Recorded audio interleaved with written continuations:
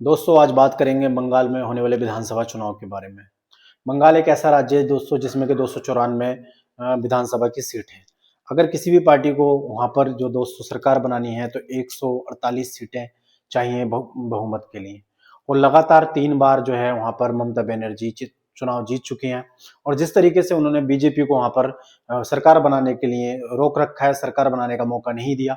और बीजेपी और आरएसएस वहाँ पर जो दोस्तों लगातार 15 साल से मेहनत कर रहे हैं, उसके बावजूद भी जो ममता बनर्जी का किला है उसको वो ढह नहीं पाए हैं। आखिर वजह क्या है, ममता बनर्जी इतनी ज्यादा मजबूत क्यों है बंगाल के अंदर?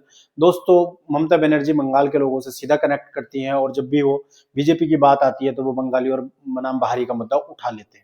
दूसरी तरफ हम बात करें बीजेपी की तो बीजेपी एक रणनीति है, वो हिंदू मुसलमान का मुद्दा भी लेके आते हैं और कहीं ना कहीं वो रोहिंग्या और बांग्लादेशियों का भी मुद्दा लेके आते हैं। इसी के पीछे दोस्तों बड़ी वजह है जो कि आज बंगाल के अंदर 2 सीटों से 67 सीटों पर पहुंच गई है बीजेपी। बीजेपी इस बार पूरे दमखम से चुनाव लड़ने वाली है बंगाल के अंदर। और एक फैक्टर और है बंगाल में दोस्तों जिसकी बात कम होती है, हम बात करें ओवैसी की।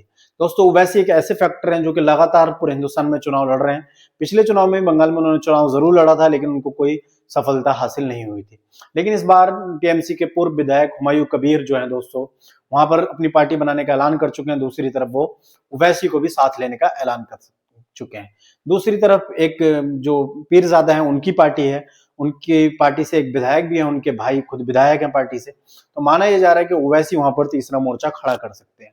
लेकिन ममता बनर्जी एक ऐसी नेता है दोस्तों जिसने कि वहां पर वाम दलों और कांग्रेस को बिल्कुल खत्म कर दिया है, जबकि लंबे समय तक वहां पर वाम दलों का कब्जा रहा, कांग्रेस का कब्जा रहा। लेकिन अब कांग्रेस और वाम दलों की हालत यह है कि वहां विधानसभा में 2-3 सीट जीतना भी इनके लिए मुश्किल हो जाता है। दूसरी तरफ बीजेपी बीजेपी को अगर वहां पर जीतना है तो दोस्तों कम से कम बीजेपी को 60% वोट लाना पड़ेगा, क्योंकि जो वोटिंग परसेंटेज है दोस्तों वही कम होकर 60 से 65% पहुंच पाता है। दूसरी तरफ मुस्लिम जो आबादी है दोस्तों वो 30 से 35% आबादी है। मुसलमान लगातार जो है ममता बनर्जी को वहां पर सपोर्ट करते हैं और दलित समाज भी वहां पर ममता बनर्जी को सपोर्ट करता है। अगर वहां पर बीजेपी सरकार बनाना चाहती है, सरकार में आना चाहती है, तो वो वहां पर उसको लगभग दोस्तों जो वोट प्रतिशत है वो अपना बढ़ाना पड़ेगा, तभी बीजेपी की सरकार आ पाएगी। इसी साल के लास्ट में दोस्तों बंगाल में विधानसभा चुनाव होने हैं और ये चुनाव काफी दिलचस्प है। एक बड़ा राज्य है बंगाल और बंगाल एक ऐसा राज्य है दोस्तों जिसमें के लोकसभा की भी 42 सीटें आती हैं। ऐसे राज्य को हर पार्टी जो है जीतना चाहती है और चाहती है कि ऐसे बड़े राज्य में दोस्तों उसकी सरकार हो।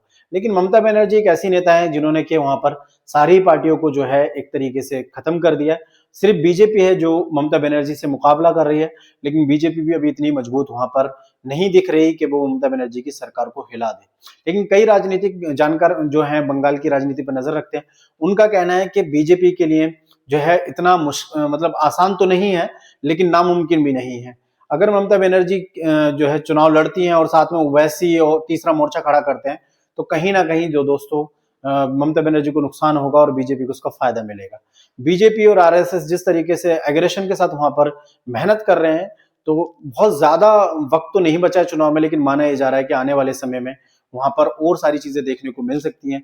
जिस तरीके से बाबरी मस्जिद का मुद्दा उठा वहां पर या और दीगर मुद्दे उठे, तो माना यह जा रहा है कि इस बार बंगाल का चुनाव बहुत ही दिलचस्प और बहुत ही ज्यादा दमदार होने वाला है। और बीजेपी बहुत ज्यादा मजबूत तो नहीं है टीएमसी के जितनी, लेकिन वहां पर जो है अच्छी टक्कर दे सकती है टीएमसी को। और कई राजनीतिक जानकार कहते हैं कि हो सकता है कि टीएमसी इस बार सरकार से बेदखल भी हो जाए अगर बीजेपी की रणनीति काम आई। जिस तरीके से बीजेपी वहां पर लगातार रणनीति बनाकर काम कर रही है और मेहनत कर रही है, लेकिन बीजेपी के पास क्या है, वहां पर कोई दोस्तों मजबूत चेहरा नहीं है ममता बनर्जी के मुकाबले। जो बड़े नेता हैं वो दोस्तों शुभेंदु अधिकारी हो या दीगर नेता है, वो पहले बंगाल टीएमसी में ही थे बंगाल के ये नेता। अब वो टीएमसी से निकल के बीजेपी में आए हैं। तो माना ये जा रहा है कि कोई ऐसा जो है एक बढ़िया चेहरा जो है, मजबूत चेहरा जो है बीजेपी के पास नहीं है जो ममता बनर्जी को टक्कर दे सके। ये भी बड़ी वजह है कि बीजेपी वहां पर जो है दोस्तों सरकार नहीं बना पा रही। आप क्या सोचते हैं टीएमसी और बंगाल चुनाव के बारे में, बीजेपी के बारे में? कमेंट बॉक्स खोला अपनी राय दे। Thank you so much.